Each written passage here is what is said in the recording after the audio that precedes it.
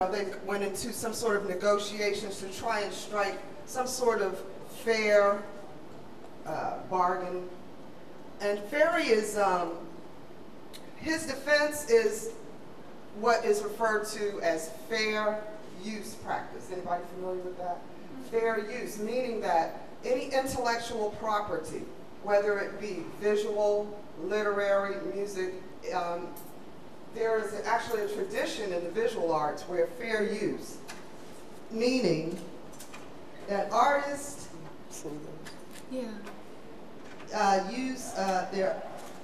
there's a tradition where artists appropriate and reinvent others' work, okay, or expound upon it. I just want to show you a couple of other examples here, if I may. This is a tradition that harkens back centuries in the visual arts. There have been artists from, let's say, people like Marcel Duchamp with his ready-made back at the turn of the 20th century. Then we have other examples, including, I would say, of course, the famous pop artist of the 60s, Andy Warhol. Everybody's seen Andy Warhol's Campbell soup cans, yes? Yes. Everyone, you may or may not be familiar with other examples of pop art. So the thing is, in the 21st century, this has all come into question more than ever. And this recent case involving Shepard Fairey and the Associated Press has brought a lot of public attention to this issue.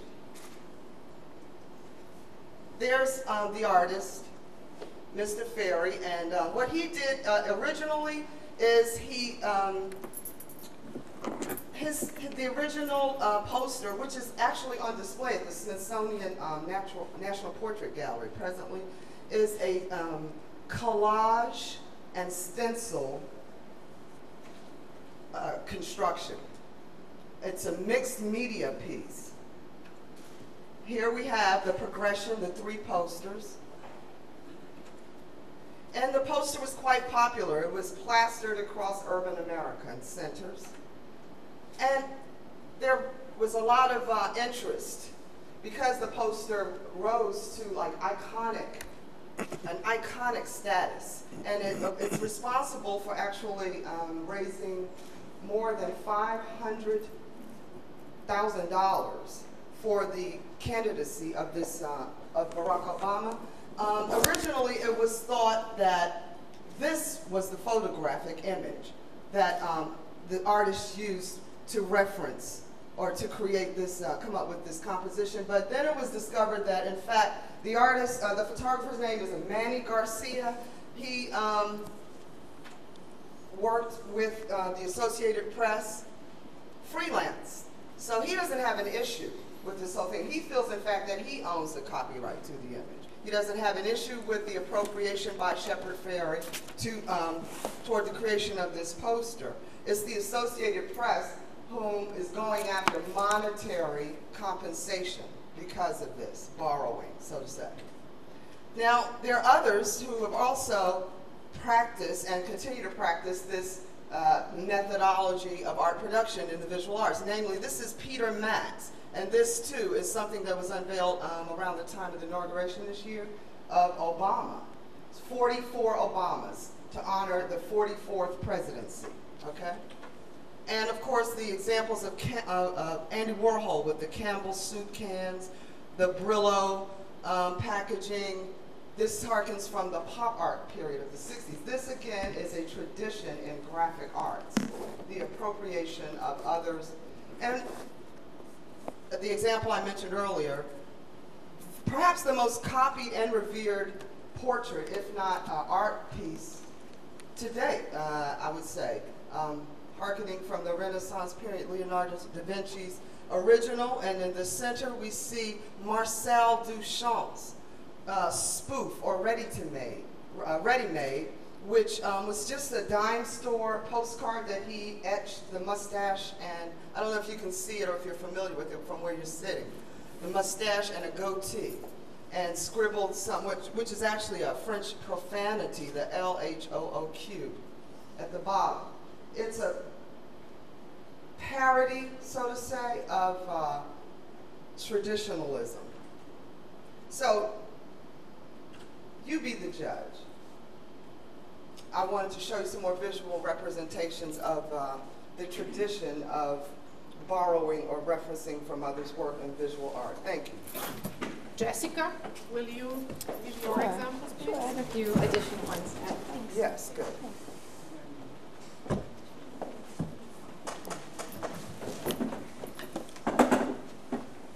I'm not going to show you all of these. I'm not going to show you all of these slides. There are several things that have already been said, but I guess one of the important things I wanted to touch on with appropriation is the question of originality and of innovation.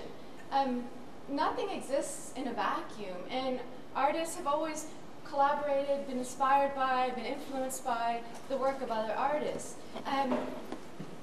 The idea of originality, the lone artistic genius, I think has been called into question, and rightly so, by countless artists in recent years.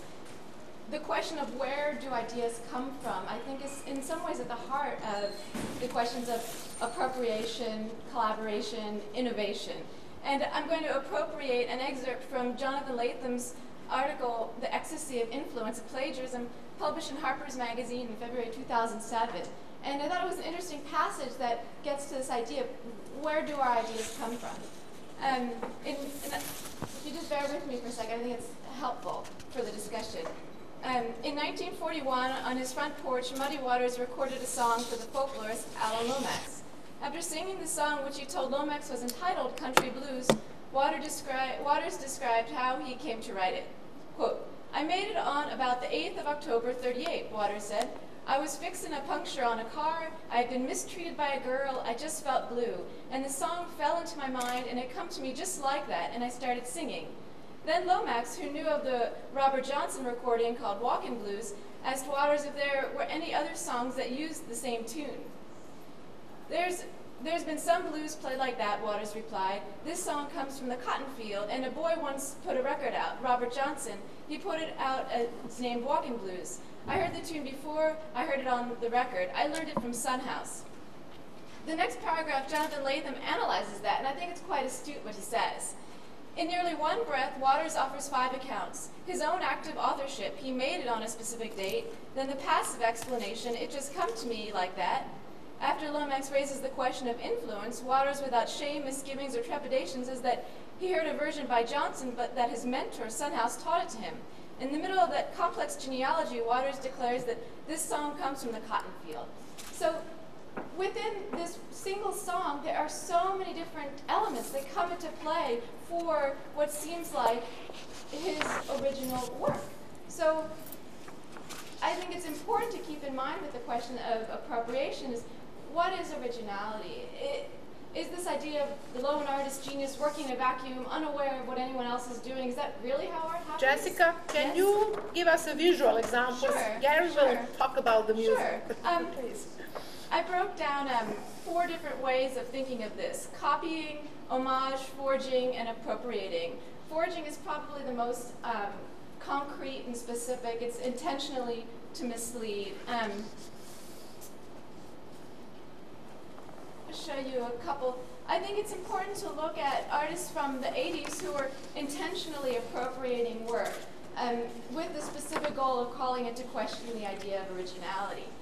Sherry Levine created an ironic series called After Walker Evans, where she photographed his photographs and printed them and framed them, hung them in a gallery, and called it After Walker Evans. This series provoked an incredible amount of anger among art lovers and art historians and artists, but really she thought of it as kind of a funny and ironic gesture, and important in a way to call into question this idea of originality that we're talking about. She also thought it was important to think about our culture of reproductions. She grew up in the Midwest and learned about art through books, and so she was reproducing these photographs on the size of book plates, so how she experienced the work. And she was also commenting on a feminist aspect of the underrepresentation of women in the arts. All of the people that she appropriates are male artists. Let's see if there's a few others. I'll just bring up, Michelle had brought up the Coons case, and I have visual